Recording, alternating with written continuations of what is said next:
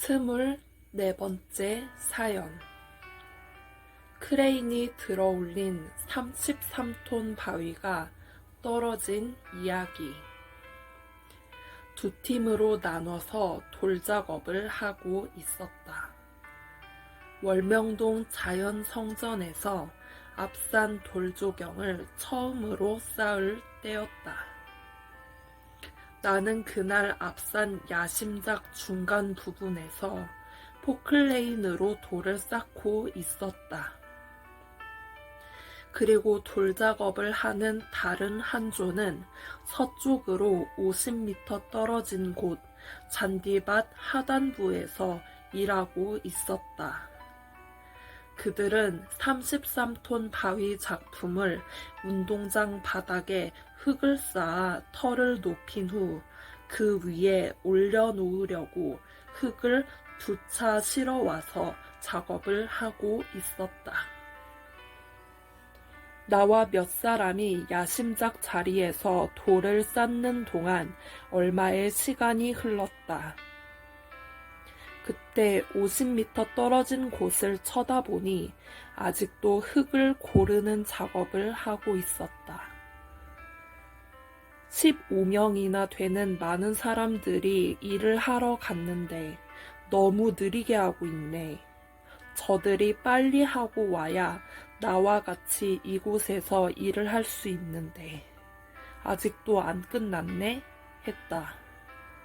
정말 너무 늦게 한다고 빨리 하라고 소리를 지르고 싶었는데 또 돌 작업을 너무 빨리 하다 보면 위험할 수 있으니 소리를 지르려다 참았다.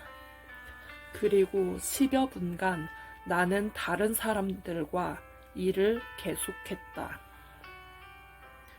충격적인 음성이 들렸다. 저기 가봐라. 그때 나는 포클레인으로 돌을 들고 야심작 자리에서 놓을 위치에다 손짓하며 서서히 옮기고 있었다. 이 순간 충격적인 음성이 크게 들렸다. 저기 가봐라 하는 음성이었다. 어딘가 하고 쳐다보니 사람들이 일하는 쪽이 보였다. 33톤 돌을 놓는 지역이었다.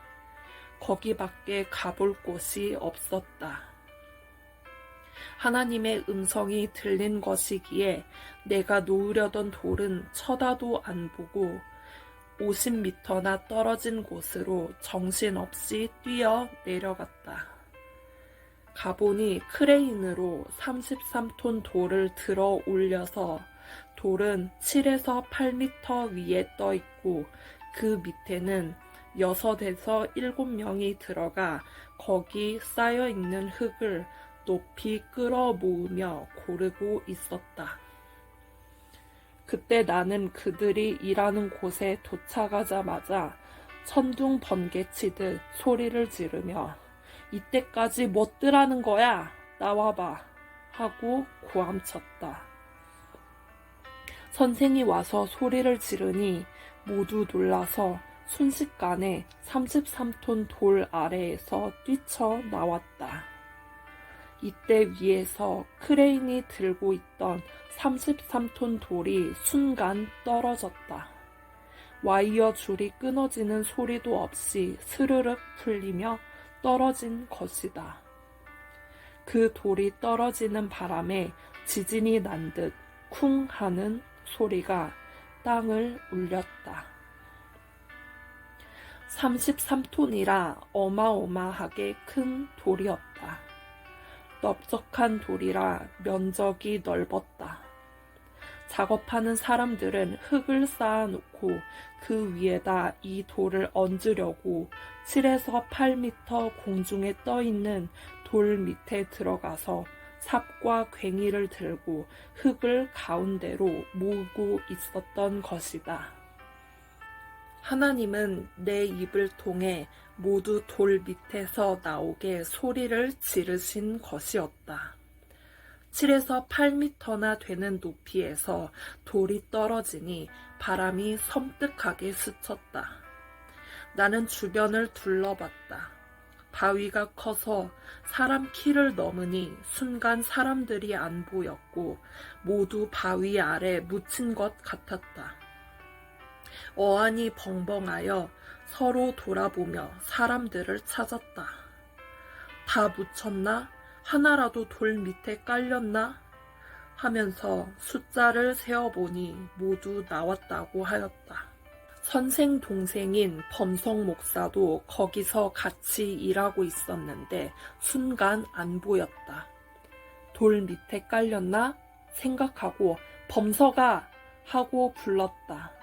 어느새 뛰어 도망가서 생각 쪽까지 20m나 멀리 가 있었다. 갑자기 돌이 떨어져 모두 혼이 빠진 순간이었다.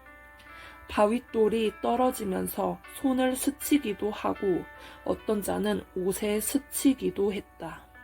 알고 보니 쇠 와이어가 끊어진 것이 아니라 고리 매듭 부분이 풀려버린 것이었다. 그래서 끊어지는 소리가 안 났던 것이다. 와이어 줄을 왜 이렇게 만들었냐고 회사에 전화해서 물었으나 모두 그렇게 만드니 자기들은 책임이 없다고 했다. 그것은 100톤 돌을 들 수 있는 엄청나게 굵은 줄이라 33톤 돌을 들 때 풀릴 거라고는 전혀 생각하지 못했다. 공장에서 와이어를 길게 겹쳐서 꼬아 만들어야 되는데 재료 아끼려고 짧게 겹쳐서 만들어 매듭 부분이 풀리는 문제가 생긴 것이었다. 그리고 이날 흙 고르는 작업을 하고 있을 때 크레인 기사가 돌을 잠시 우측으로 옮겼어야 하는데 옮기지 않고 위로만 들어 올린 것도 문제였다. 그래서 작업하던 사람들이 크레인 기사에게 왜 그렇게 돌을 위로 들고 있었냐고 소리를 지르며 욕을 했다. 크레인 기사는 그 굵은 와이어 줄이 끊어질 리가 없다고 믿었던 것이다. 그런데 와이어가 갑자기 풀려서 돌을 놓친 것이다. 하나님은 나에게 소리를 지르며 저기로 가보라고 하신 후 내 입을 통해 모두 돌 밑에서 나오라고 소리를 지르신 것이었다. 그 음성은 나를 쓰고 소리를 지르신 하나님의 음성이었다. 소리를 지를 때는 선생이 화가 나서 소리를 지른 것으로 생각했으나 이후에 깨닫기를 하나님이 나로 하여금 소리 지르게 하셔서 순간 돌 밑에서 뛰쳐나오게 하신 것이었구나 했다. 내가 먼저 일하던 장소에서 음성을 듣고 10초만 지체했어도 분명히 33톤 돌이 떨어져 6명 이상이 그대로 납작하게 깔려 죽었을 것이다. 끔찍한 사고, 죽음을 피할 수 없는 사고에서 하나님은 다 살려주셨다. 죽음에서 살려준 것을 감격하여라. 영이 죽지 않고 살아야 하늘나라에 가서 영원히 살게 된다. 이 같은 사연 속에서 나와 제자들 정범석, 정용석, 권순봉, 박현만, 성상근, 이형춘, 정윤혁은 이날 죽음을 피한 것이다. 모두 죽을 고비에서 살아났다. 하나님은 이날 나에게 저기 가보라고만 하셨지 돌이 떨어진다고는 말씀하지 않으셨다. 결국 겪고 보니 돌이 떨어지니 가보라는 말씀이었다. 하나님이 말씀하시면 즉시 하던 일을 멈추고 순종해야 산다.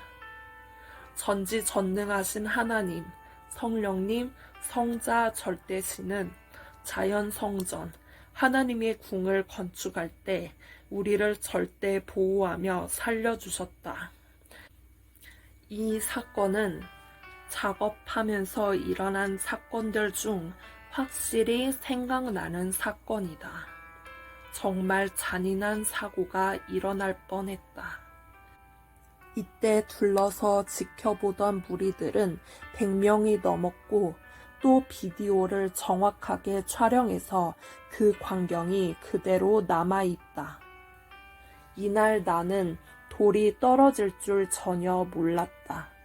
일하던 자들에게 나오라고 하고 내가 들어가서 삽질을 빨리 하여 일을 끝내버리려고 했다. 그런데 그들이 뛰어나오고 바로 돌이 떨어진 것이다. 이래서 하나님은 전지전능하시다는 것이다. 지금도 33톤 돌을 보면 가슴이 뛰고 두렵다. 그때 하나님이 살려주신 것을 생각할 때 섭리 역사를 펴는데도 하나님은 이와 같이 도우신다는 것을 확신한다. 이를 증거하여 1000년이 가도록 남기려고 그동안 겪고 본 것을 글로 쓴 것이다.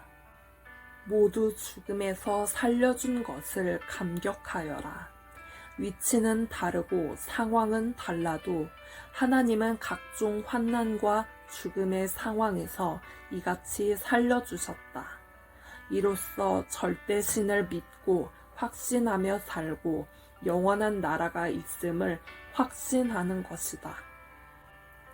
영원한 나라에는 영이 간다. 영이 죽지 않고 살아야 하늘나라에 가서 영원히 살게 되니 하나님과 성령님은 육뿐 아니라 영도 지키고 보호해 주신 것이다. 자기 영을 사망에서 이끌어내어 살려주신 것이 얼마나 큰 은혜인지 모두 깨달아야 된다. 33톤 돌은 거기서 옮겨 지금은 성령폭포 쪽 운동장 입구에 놓았다. 다시 옮기지 못하게 놓아버렸다.